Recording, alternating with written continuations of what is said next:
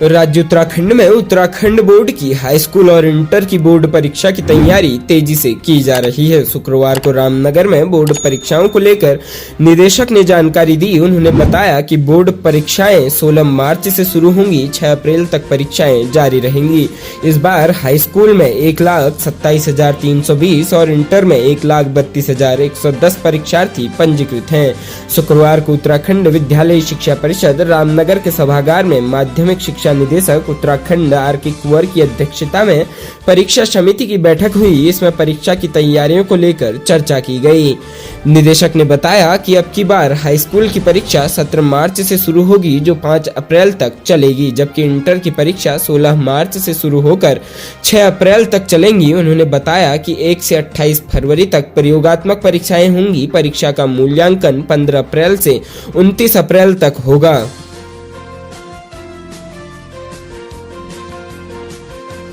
राज्य उत्तराखंड में कड़ाके की ठंड पड़ रही है। ठंड के कारण लोगों का जीना मुहाल हो गया है। लोग ठंड से बचने के लिए आग का सहारा ले रहे हैं। यही आग उत्तराखंड के अल्मोड़ा में खूसी स्थित विवेकानंद कृषि अनुसंधान संस्थान के कर्मचारी के लिए मौत की वजह बन गई। यहां एक चतुर्थ श्रेणी के कर्मचारी की हीटर की आग से जलकर मौत हो गई। ठंड को देखते हुए कर्मचारी ने हीटर जलाया था। रात नींद के दौरान हीटर से बिस्तर में आग लग गई, जिसकी चपेट में आने से कर्मचारी की दर्दनाक मौत हो गई। जानकारी के अनुसार गोविंदराम पुत्र दौलत राम, उम्र लगभग 52 वर्ष, ग्राम देवली, लोधिया, अल्मोड़ा, विवेकानंद कृषि अनुसंधान केंद्र हवालबाग में चतुर्थ श्रेणी का कर्मचारी था। बताया जा रहा है कि रात में सोने के बाद कमरे में जले बिजली के हीटर से उसके बिस्तर में आग लग गई। आग की चपेट में आकर वह बुरी तरह झुलस गया। आनन फानन में उसे जिला चिकित्सालय ले जाया गया, जहां उसने दम तोड़ दिया। थाना अध्यक्ष विजय सिंह नेगी ने बताया, गोविंदराम सोने से पहले हीटर को बंद करना भूल गया था। रात्रि में बिस्तर में हीटर से आग लगने के कारण वह उसमें बुरी तरह झुलस गया। इस घटना के बाद मृतक के परिवार में कोहराम मचा हुआ है। ठंड के दौरान आग सेकने और अंगीठी रात भर जली छोड़ने से नैनीताल में भी हादसा हो चुका है। नैनीताल में दंपति ने रात में अंगीठी जलाई थी। महिला गर्भवती थी। सुबह दंपति बेहोश मिले थे। जब दोनों को अस्पताल ले जाया गया तो महिला के गर्भ में ही शिशु की मौत हो गई थी। जनपद पिथौरागढ़ में जिलाधिकारी रीना जोशी ने पिथौरागढ़ स्थित बस अड्डे के सौंदर्यीकरण कार्यों का स्थलीय निरीक्षण किया तथा कार्यदायी संस्था लोक निर्माण विभाग के अधिकारियों को आवश्यक दिशा निर्देश दिए। जिलाधिकारी ने लोक निर्माण विभाग के अधिकारियों को निर्देश दिए कि बनकर तैयार हो चुके यात्री शेड में रंग रोगन कर 10 दिन के भीतर यात्रियों के लिए चालू कर दिया जाए। साथ ही बस अड्डा मैदान के सुदृढ़ीकरण कार्य को भी शीघ्र पूर्ण कर लिया जाए। जिलाधिकारी ने कहा कि बस अड्डा मैदान का सुदृढ़ीकरण कार्य गुणवत्ता के साथ पूर्ण किया जाए। अधिशासी अभियंता लोक निर्माण विभाग MC तिवारी ने बताया कि पिथौरागढ़ बस अड्डा सौंदर्यीकरण का कार्य जिलाधिकारी के द्वारा अनटाइड फंड से प्रदान की जा रही 58 लाख की धनराशि लागत से किया जा रहा है, जिसमें यात्री शेड, ऑफिस निर्माण एवं बस अड्डे मैदान का सुदृढ़ीकरण कार्य शामिल है। उन्होंने बताया कि यात्री शेड और ऑफिस निर्माण कार्य पूर्ण कर लिया गया है तथा बस अड्डे मैदान का सुदृढ़ीकरण कार्य शेष बचा है, जो 1 माह के भीतर पूर्ण कर लिया जाएगा।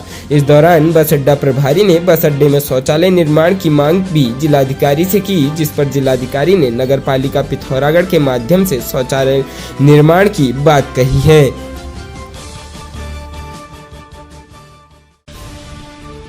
सीमांत गांवों को आबाद करने के लिए उत्तराखंड सरकार ने बॉर्डर टूरिज्म की दिशा में कदम बढ़ा दिए हैं। राज्य की ओर से राष्ट्रीय सुरक्षा परिषद के सचिवालय में योजना का विवरण प्रस्तुत किया जा चुका है। केंद्र से हरी झंडी मिलने के बाद मुख्यमंत्री पुष्कर सिंह धामी ने ग्राम्य विकास एवं पलायन निवारण आयोग को योजना का खाका तैयार करने के निर्देश दिए हैं। भारत चीन के बीच उत्तराखंड में 345 किलोमीटर लंबी सीमा है। वर्ष 1962 के भारत चीन युद्ध में उत्तरकाशी, चमोली और पिथौरागढ़ के कई गाँवों को खाली करा दिया गया था। इनमें से कई गांव आज भी निर्जन हैं। देश की सीमा में लगे यह गांव किसी प्रहरी की भांति काम करते थे। सैन्य मामलों के विशेषज्ञों का मानना है कि सीमा के करीब बसावट सुरक्षा के लिहाज से महत्वपूर्ण है। इसी को देखते हुए सीमावर्ती क्षेत्रों में बॉर्डर टूरिज्म की संभावनाओं को तलाशा जा रहा है। विशेषज्ञों का मानना है कि जब तक वहां लोगों को बसाना संभव नहीं हो पाता, तब पर्यटन गतिविधियों को बढ़ावा दिया जा सकता है। इसके लिए उत्तराखंड के 4 ब्लॉक उत्तरकाशी में भटवाड़ी, चमोली में जोशीमठ और पिथौरागढ़ में मुंशियारी व धारचूला का चयन किया गया है। ग्राम्य विकास एवं पलायन निवारण आयोग इस संबंध में विस्तृत रिपोर्ट तैयार कर रहा है। इनर लाइन परमिट में दी जाएगी छूट। अभी तक पर्यटकों को सीमांत क्षेत्रों में जाने के लिए जिलाधिकारी की ओर से इनर लाइन परमिट दिया जाता था। उत्तरकाशी जिले की गंगा घाटी के 2 गांव नेलांग और जादूंग 60 साल से वीरान है। यही गंगोत्री राष्ट्रीय उद्यान का हिस्सा भी पड़ता है। इस क्षेत्र में जाने के लिए वन विभाग से अलग से अनुमति लेनी पड़ती है। इस बात की संभावना तलाशी जा रही है कि कैसे अनुमति की इस प्रक्रिया को और सरल किया जाए।